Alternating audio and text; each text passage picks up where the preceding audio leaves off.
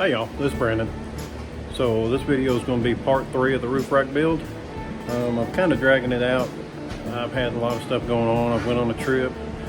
I've had some extra kids around the house, and we had a fair this week. So I've not done a lot of work on the Suburban. Things are getting dragged out. Didn't really want that to happen, but it's YouTube. I got to make videos somehow. So part 3, here it is. Thank y'all. It's Brandon. So I have my brackets tacked up. So what I'm going to do, I'm going to bolt these to the top of the Suburban, and then I'm going to bend them up until they are at 0 degrees. That way they're level.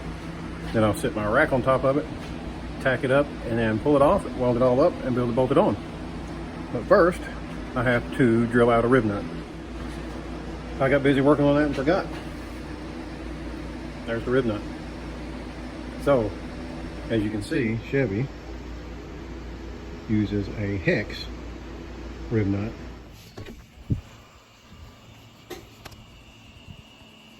You can see the hole is hex shaped. But these use an M6 bolt. The M6 Rivnut is just a little bit larger than the hex for the GM, which is good. A 25/64 drill bit for this, but I don't. So closest thing I had was a 3/8. So I drilled a 3/8 hole in this piece of aluminum, and you can see it or not, it looks good. So I'm going to drill out a round hole in the roof with 3/8 and Rivnut this in. Alright, so as you can see, it will not go through.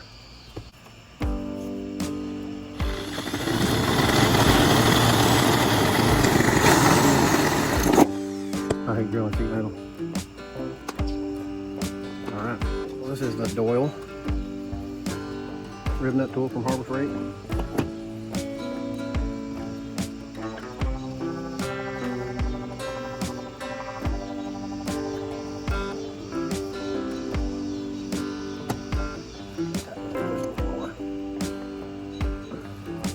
That's it. That's all it's gonna go.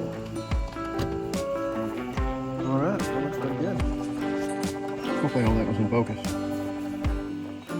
You see, when I sanded the other Rivnut off, I got down on my sheet metal. So I'll have to do something about that. It is smooshed in there. It looks pretty good. I'm back working on the roof rack again. I'm working on the brackets for the rack. I found one here that ain't hot. So you can see, I have them made. I welded up the bottom of them and then ground them smooth. And then the top, I welded, ground them down pretty smooth. And so what I'm going to do, I'm going to take a half round of the 1 3/4 by 120 wall tubing, and I'm going to bridge it like that. But I want it to go, this is just a little short piece.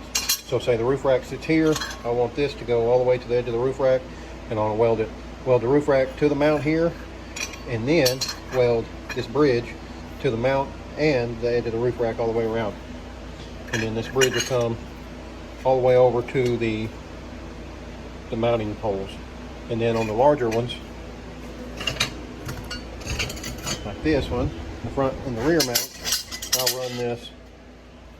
run this bridge all the way to the edge. And then I'll cap it off on the end, run it all the way to wherever the mount is. And then that should make the mounts way more stout. But I got one more I'm going to weld up the bottom on here, and then I'm going to grind it smooth, and then I'll show you that process.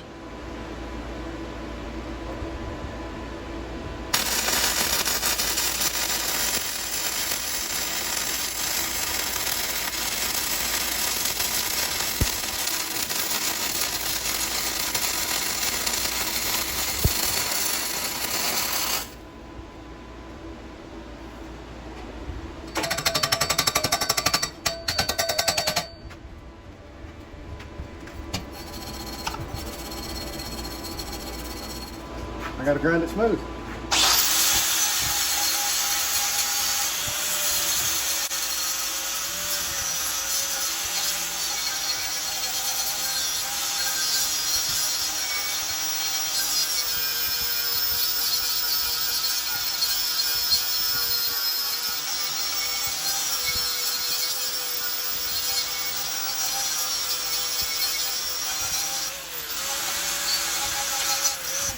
All right, so I got the mounts bolted on there. I'm gonna go out there and show you. Probably not gonna say anything. Neighbors still think I'm crazy talking to the camera. All right. As you can see, stick up there high enough. Clears the doors.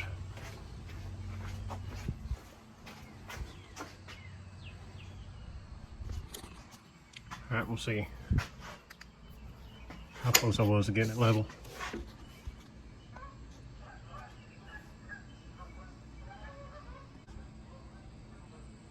All right, I can see it better.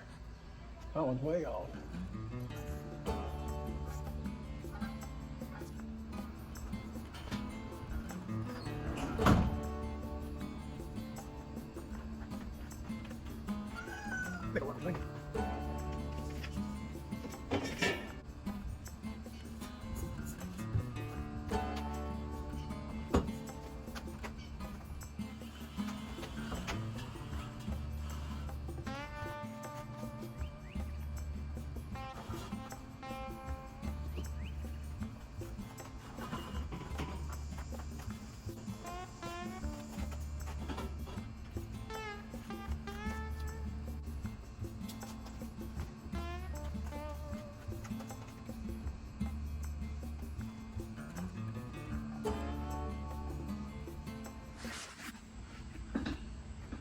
Alright, so what I may do is cut these off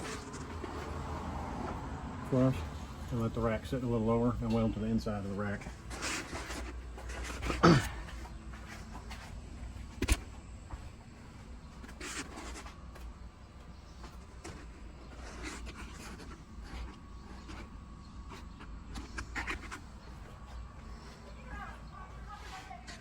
I'll mess around with that for a little bit, figure out what I want to do. I don't really like how high it is off of the Suburban. It's a pretty good gap. I was really hoping to be able to use some weather strip along the edges and let it touch, but this right here may work. I just need to measure it out, make sure it's square on the vehicle. So I got all my measurements to where it was the same. I got them all laid out on the plates, and then I marked either side of where the rack hits the mounts. So what I'm going to do, I'm going to cut it here on this inside line. I'm going to take this piece and weld at a 90-degree angle to this piece, and then I'll drill holes on the sides of the rack and this piece here, and then I'll bolt the rack to these mounts after I spin that around. All right, so let's kind of give you an idea of what I'm doing. The rack will actually sit on this side of this plate, and then you see there's the angle that the roof of the Suburban is. It'll come down, level out, and then the sides of the rack will bolt to this plate. I may leave this lip at the bottom just so the rack has something to sit on. So I got that piece welded up. Can't really see this weld here. I really need to make sure it looks good because I'm not going to do anything with it. It'll be covered up with a little bit of tubing, but you'll be able to see it. This one here on the outside, I'm going to grind it smooth, that way the rack can slide up and down. I really only meant to tack that, but I ended up welding it. So as you can see, it's at a 90-degree angle to this piece that was 0 degrees. All right, so I got the outside piece ground down smooth to where the rack can slide. It'll be mounted like this, and then the rack can slide up and down to adjust the height. Like I said, I'll drill some holes in this and some holes in the plate, and you can adjust it up and down. But I think that's going to work pretty good, so I'm going to start working on the other mounts now.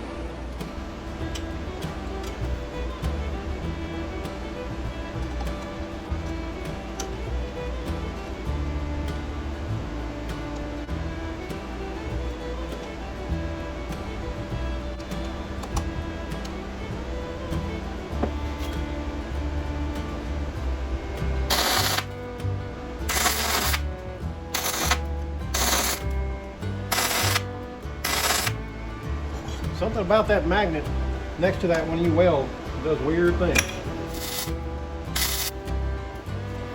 So I really didn't need to weld this side because I'm going to grind it smooth, but I really wanted to have a little more metal in this corner whenever I weld the other side.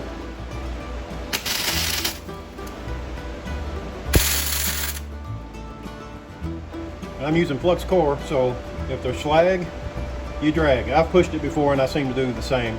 The weld looks the same as if I push or pull, but the theory is if there's slag, you drag. So with flux core, you're going to have slag.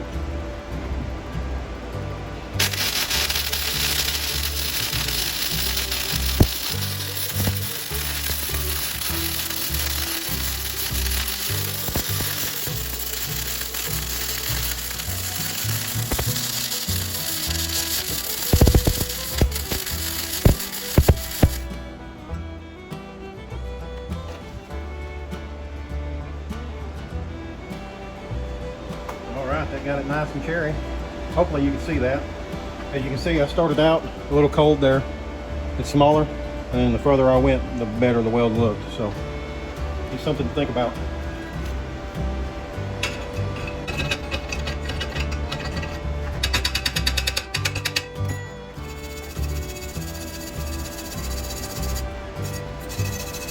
Another thing to think about with flux core, when you only run flux core, you're never going to get those pretty welds like if you had run gas.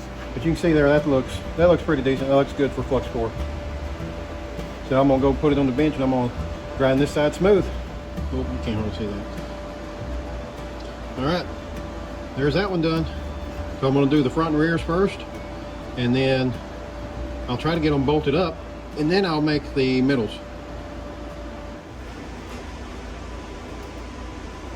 All right, so I was thinking about ways to gusset this, and I've been thinking about a piece of half a tube to weld on there like that, and weld all the way down and around, and that would gusset it pretty good. But I found some of these on the shelf, and they would work okay if I was going to leave it short. But what I think I'm going to do, I'm going to order some gussets from either Rough Stuff Specialties or Barnes 4-wheel drive, whoever has them. They're a little taller. They're like a 2-inch by 2-inch, and they're hollow in the middle. And then that way I can put a hook in there and I can ratchet stuff down to the rack.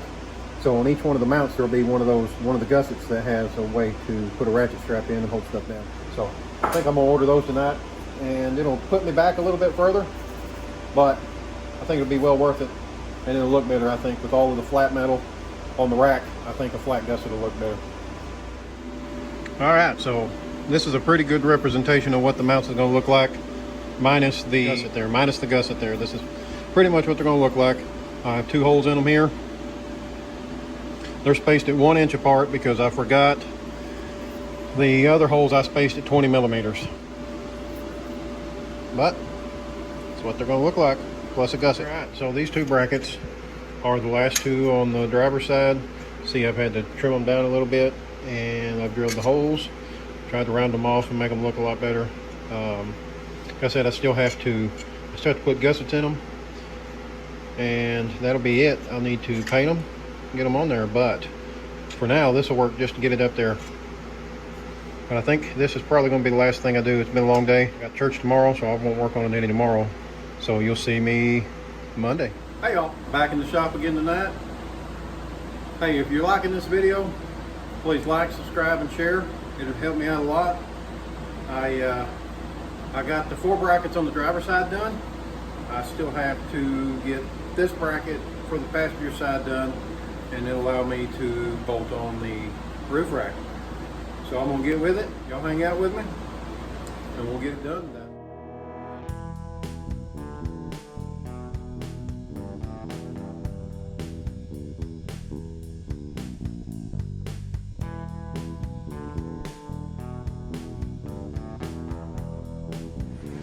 All right, so I got the bracket bolted on to the top of the Suburban.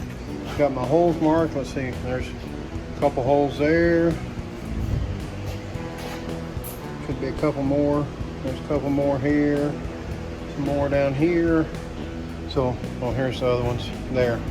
So, you may be asking yourself, what's all these drawings? Well, if you remember, I had a short asking for suggestions on holes to cut in the side to lighten it up. And after I posted that, I quickly realized that if I take that much out, it's going to become real flimsy. Even if I did a circle it was going to get real flimsy. And I just didn't want that. So I think it would look cool with the holes in it. Either, you know, I really like the look of this one here, the diamond shape. That's one that I really liked. But again, it would weaken it. And once I put the awning on one side, you wouldn't see it anyway. It would just be weak. So I decided I'm just going to leave it solid. And that's what I'm going to do. So I'm going to get my set punch and punch these holes here and drill them out, and then go bolt it on the roof, and I'll show you that.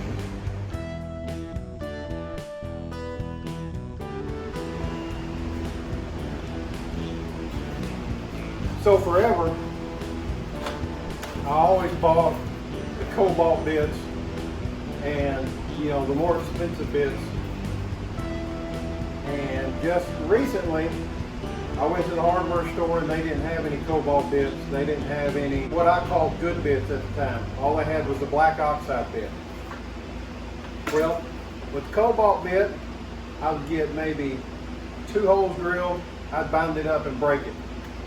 This drill bit here has drilled probably 30 holes, and it still cuts great.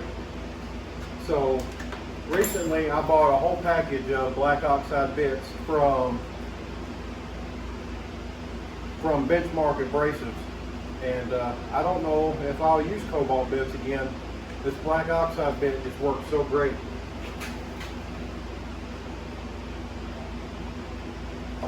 And saying that, I'll probably break it on this hole.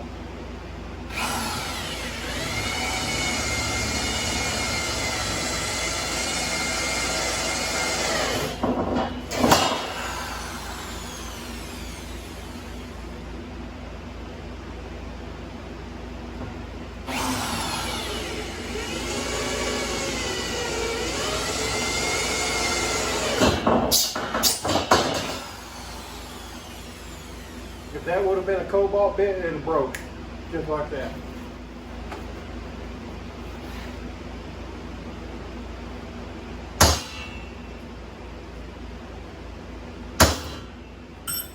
I know, I don't have to use a hammer that big. I just like my Thor hammer.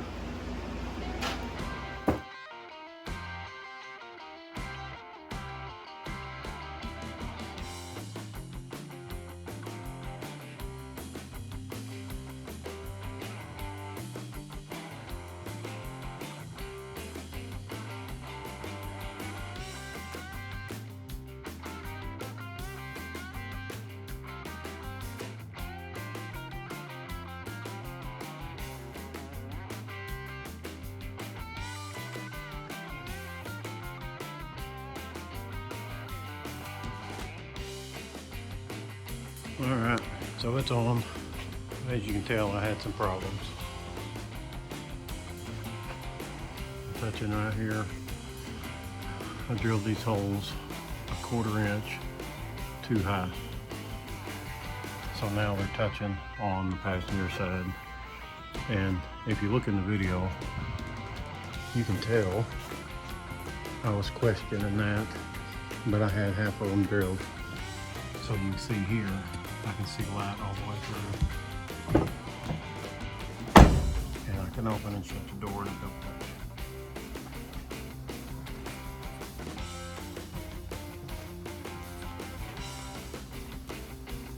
But it's on.